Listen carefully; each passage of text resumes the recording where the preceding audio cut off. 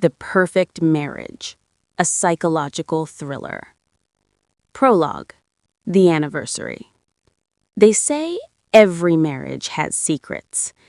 Ours has bodies.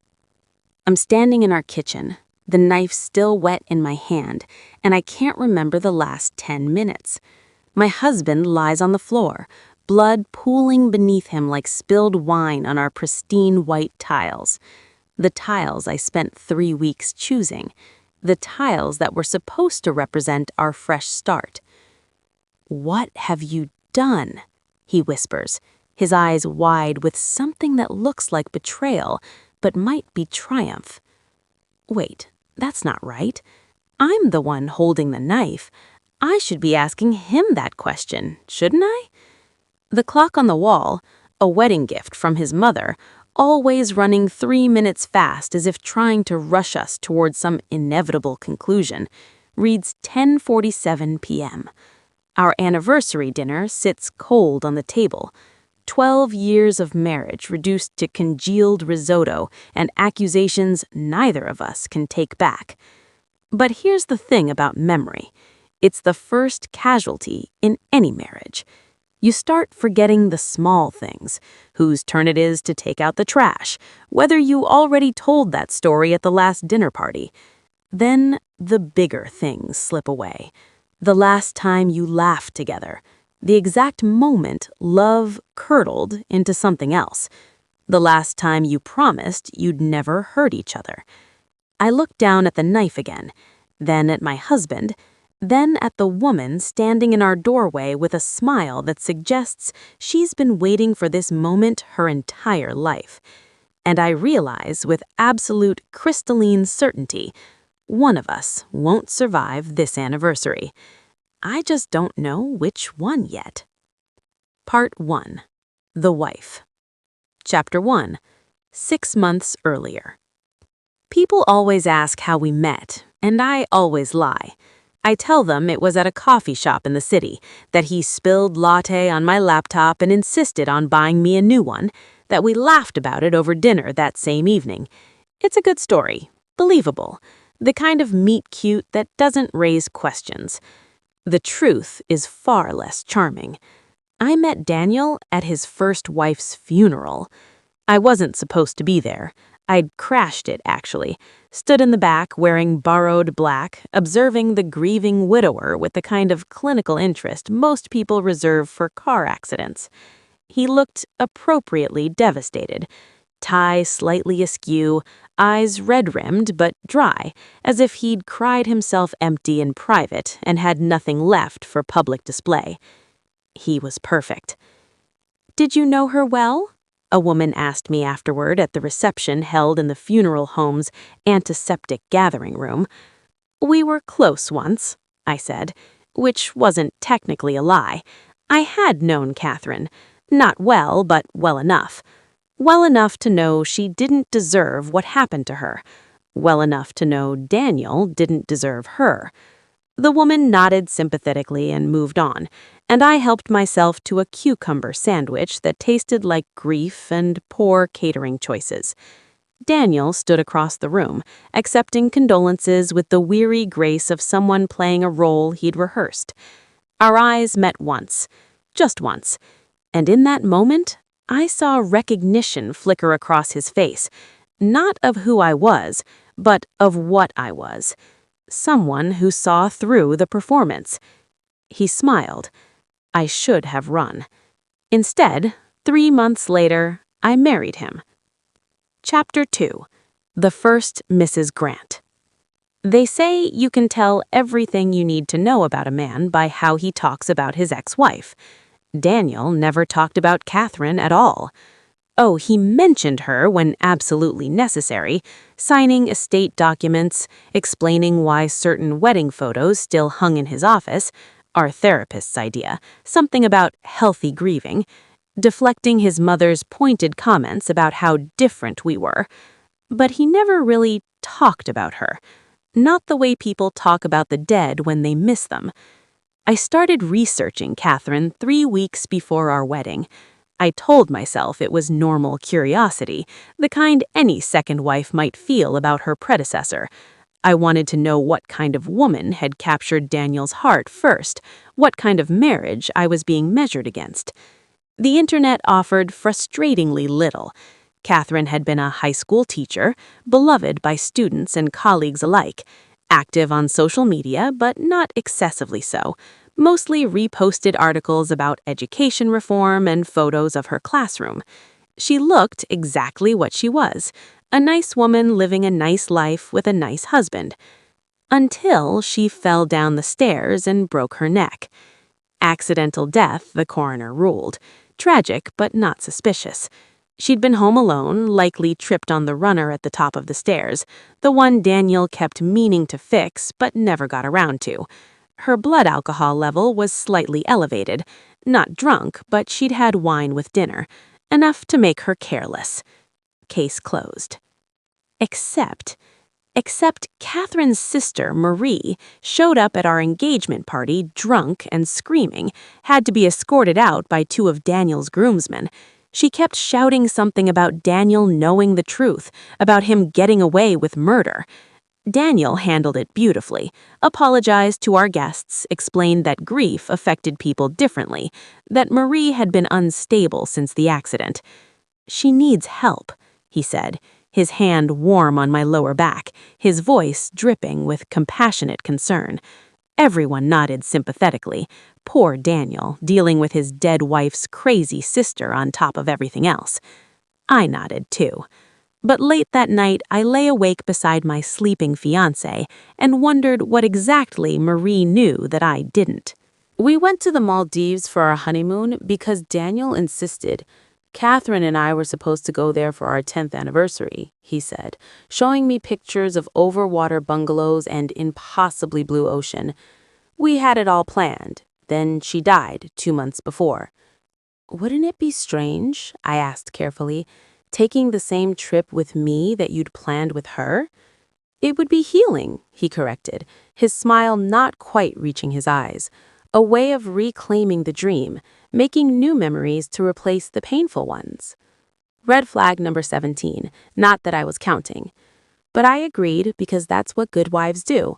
We smile and pack our bags and pretend not to notice when our husbands book the exact same room, the exact same resort, probably the exact same excursions they'd planned with the woman who came before. The Maldives were beautiful in the way that made you understand why people wrote poetry about the ocean. Our bungalow sat suspended over water so clear you could see fish swimming below our glass floor panels. At night, bioluminescent plankton glowed blue-green in the waves. It was paradise. It was also where I started finding Catherine's things. The first was a book, a worn paperback of poetry tucked into the nightstand drawer.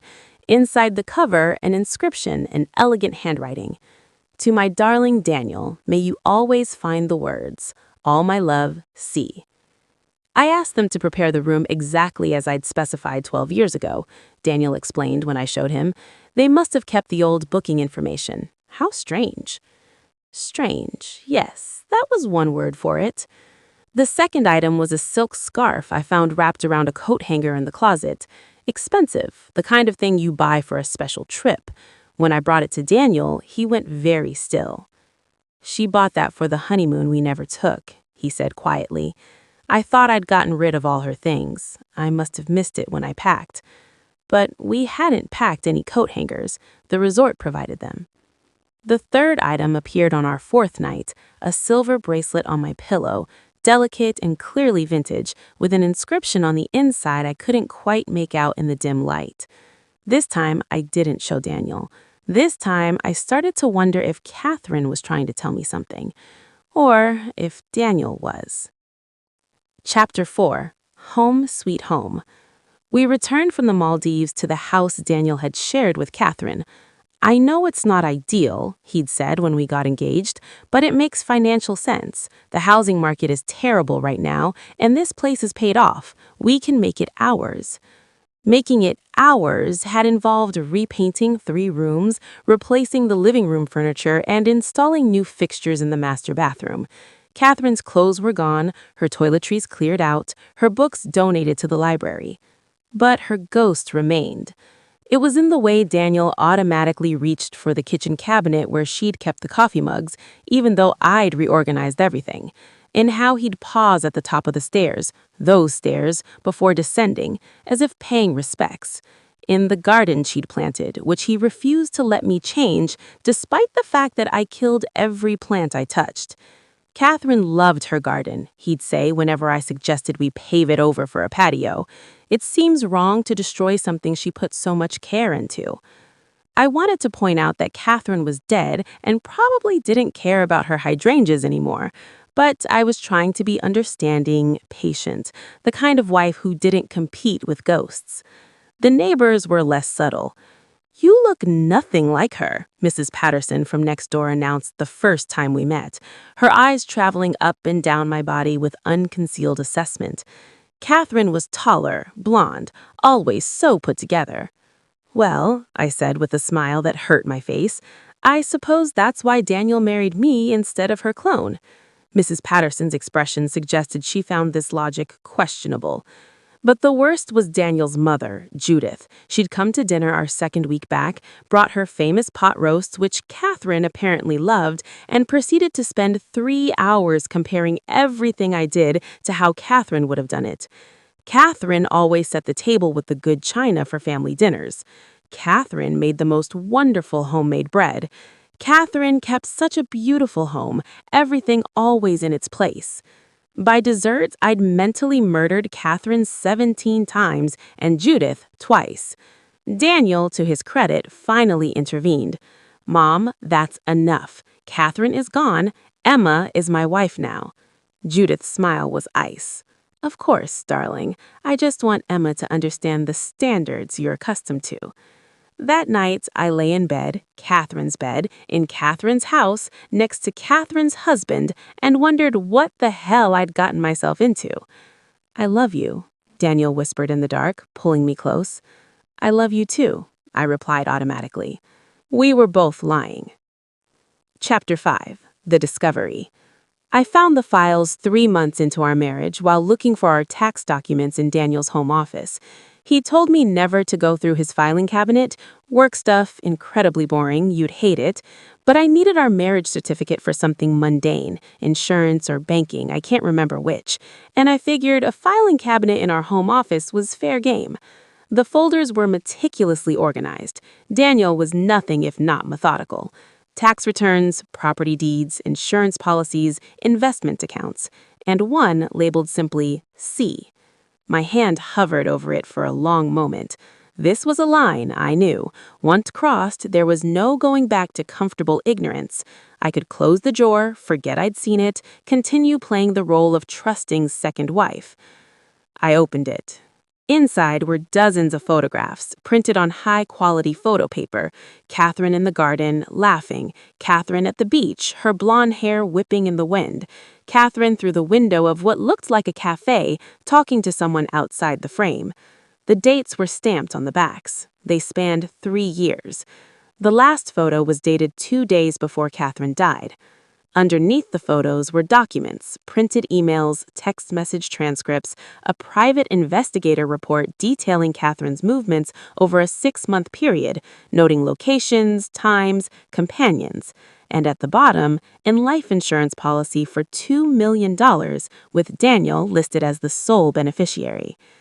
I was still sitting there, surrounded by evidence of either obsessive love or methodical planning, or both, when I heard Daniel's car in the driveway. I had approximately 90 seconds to make a choice, confront him or pretend I'd never looked. I chose option 3. I took photos of everything with my phone, put it all back exactly as I'd found it, and went downstairs to greet my husband with a kiss like nothing had changed. "How was your day?" he asked.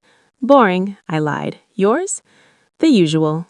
We had become such accomplished liars, both of us. That night, I uploaded everything to a cloud account Daniel didn't know about.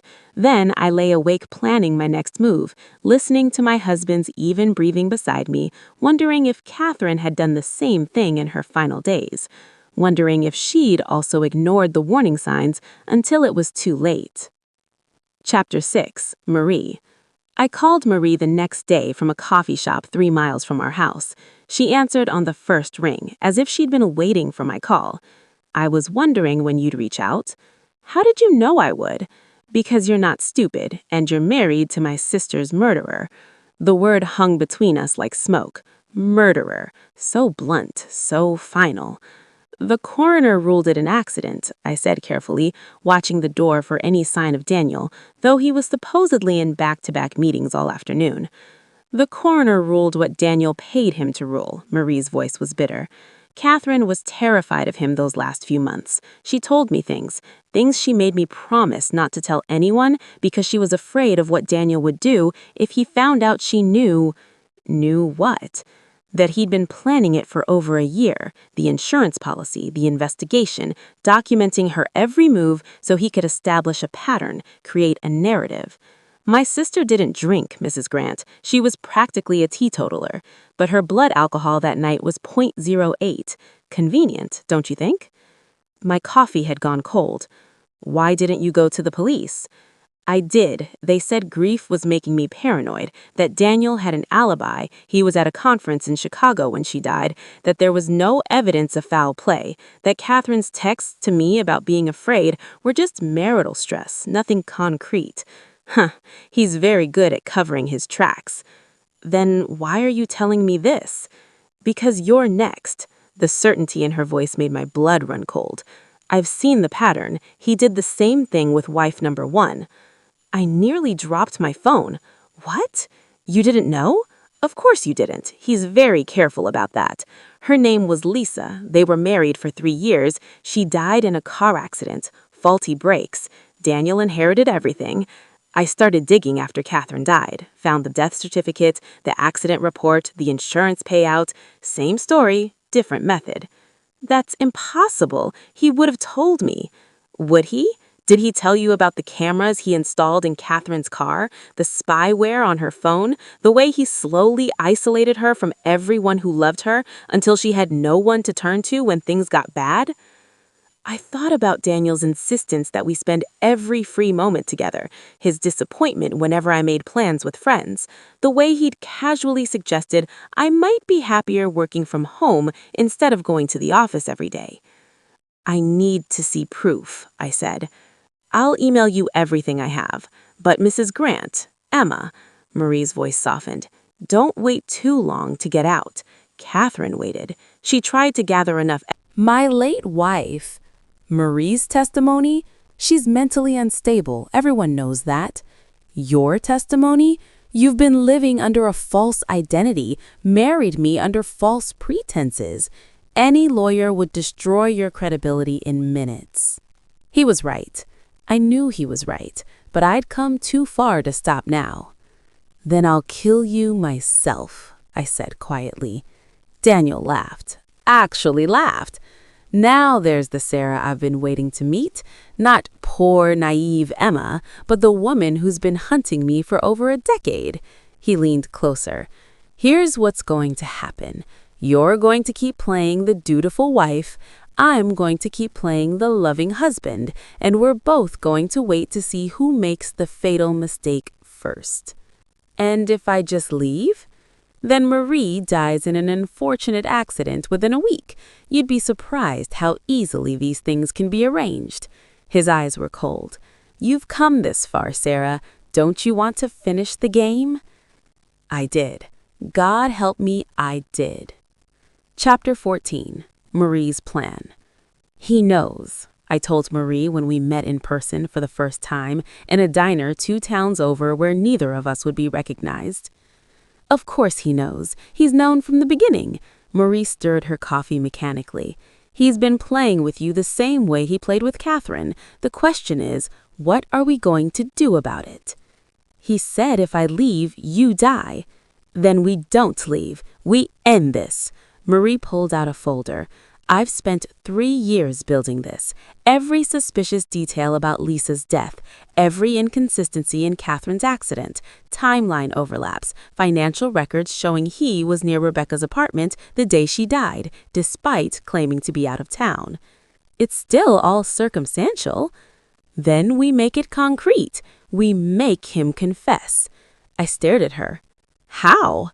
We give him what he wants, another wife to kill. Marie's smile was grim. You're going to have an accident, Sarah.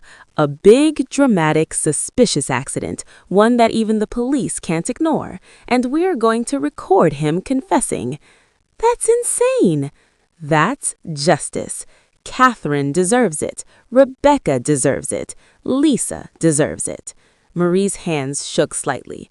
I've already lost my sister. I'm not letting him win. Over the next 2 hours, we planned. Carefully, meticulously, the kind of planning Daniel himself might admire. I would stage an accident, something suspicious enough to trigger investigation, but survivable. Daniel would think I'd tried to escape, gotten sloppy, failed, and in his moment of triumph, believing he'd won, he'd confess. People always do when they think they're safe. We'd record everything, bring it to authorities we'd already vetted, ones not in Daniel's pocket, build a case so overwhelming even his lawyers couldn't spin it. It was risky. It was probably stupid. It was exactly what my sister would have told me not to do. But Rebecca wasn't here to advise me anymore. Daniel had made sure of that. Chapter 15. The Anniversary. Which brings us back to the beginning. The kitchen, the knife, the blood, the anniversary that would change everything. But here's what you didn't know. The blood isn't real. The knife is a prop. And Daniel is very much alive, though he doesn't know yet that he's walking into a trap. "What have you done?" he whispers, his eyes wide with shock, exactly as Marie and I rehearsed. "What I had to," I reply, letting the knife clatter to the floor. Daniel's eyes move past me to the doorway, where a woman I don't recognize, but he recognizes her. I can see it in how his face goes blank. "Hello, Daniel, or should I call you Michael? That was the name you used when you were married to me." I turn slowly. This isn't part of the plan. The woman steps into the kitchen, and in the better light, I can see she's older than I thought. 50s maybe. Elegant and absolutely furious. "Who?" I start. "Wife 0, she says. Catherine Grant. The marriage he forgot to mention to all of you because it ended with divorce, not death. The one that got away, you might say." Daniel has gone very still. "Catherine, what a surprise." "I'm sure it is. Imagine my surprise when my private investigator informed me you'd married again. Your 4th wife by my count, or have there been others in between that I don't know about?" "I don't know what you're talking about. We divorced amicably 20 years ago." "After you tried to kill me." "Yes, though I could never prove it, which is why I've spent 20 years making sure you couldn't do to anyone else what you tried to do to me." Catherine's smile is sharp. "I've been watching you, Daniel, following your trail of dead wives, waiting for you to make a mistake big enough that I could finally stop you." The kitchen has gotten very crowded. Marie steps in from the hallway holding a recording device. Behind her, 2 police officers appear. "I think we have enough," Marie says. Daniel looks at each of us in turn, his mask finally cracking. "This is entrapment. Theater. None of it will hold up in court."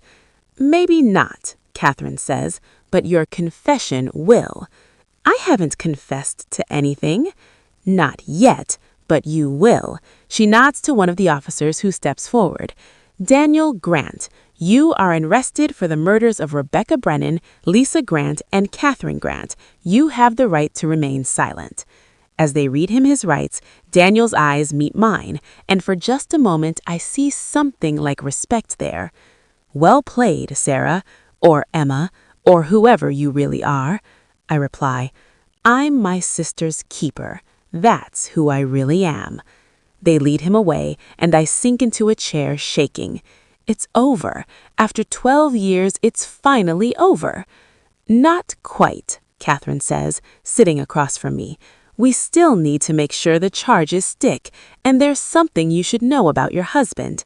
What? His real name is Marcus Webb. He's wanted for fraud and suspected murder in 3 states. Daniel Grant is just one of many identities he's used over the past 30 years. She slides a file across the table. There are probably other wives, other victims, women who need closure the way you needed it. I open the file. Photos of women I don't recognize, death certificates, accident reports, a pattern spanning decades. How many? I whisper. We're not sure. At least 8 we can confirm, maybe more. Catherine's expression is haunted. I've spent 20 years stopping him, hoping that if I could just gather enough evidence, if I could just prove what he was. Why didn't you go to the police years ago? I tried. They didn't believe me. I was a bitter ex-wife making wild accusations, and Marcus, Daniel, is very good at covering his tracks. It wasn't until you married him, until I saw you'd been investigating, that I realized we might have a chance. Marie joins us at the table. So what happens now? Now we build the case, all of us, together. Every wife, every victim, every piece of evidence. We make sure he never hurts anyone again. Catherine reaches across the table, takes my hand. I'm sorry about your sister. I'm sorry I couldn't stop him before he got to her. You tried, I say. That's more than most people would do. We sit there, 3 women connected by one monster, and I think about all the others, all the women who died because Marcus Webb, or whatever his real name is, decided they were worth dead than alive. We're going to tell their stories, I say. All of them. No more accidents, no more tragic coincidences. We're going to make sure everyone knows exactly what he is. Catherine squeezes my hand. Yes, we are. Epilogue. 1 year later. The trial lasted 6 months. In the end, they convicted him of 3 murders: Rebecca, Lisa, and Catherine. Catherine's testimony provided crucial context about his methods, his patterns, his decades of predation. He's serving life without parole. 3 consecutive life sentences, actually, though given that he's 65, even 1 would have been enough. I testified for 4 days, told the jury about Rebecca, about the 12 years I spent building a new identity, about marrying a man I knew was a killer just to get close enough to expose him. The defense tried to paint me as unstable, vengeful, a woman so obsessed with revenge she'd fabricated evidence and entrapped an innocent man. But the mountain of evidence said otherwise. The pattern of dead wives, the insurance payouts, the suspicious coincidences that stretched credibility too far. The jury deliberated for 3 hours.